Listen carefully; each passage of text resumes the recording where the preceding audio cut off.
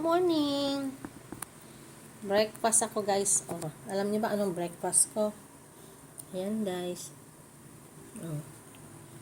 Isda at saka saba na saging na may bagoong. Nagkakamay ako guys kasi ang hirap nitong tanggalan ng tinik.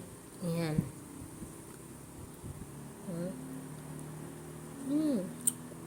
Isda. Isda at saba.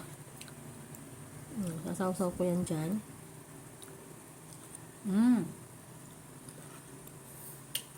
Tapos, meron dito baby. Baby! Achok! Mamaya ka nakakain na. Sasaingan pa kita ng rice mo, ha? Ako, hindi rice ang kakainin ko, guys, sa breakfast ko. Saba na saging.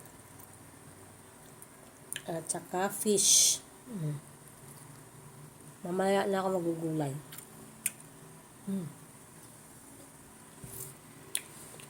Fish. Ang hirap tanggalin ng tinik. May tinik kasi to. Sarap. Ano ulam nyo? Ano kinakain nyo, guys? Siguro pandesal yan, no? Ako, saba saging. Kasi mas healthy ang saba na saging.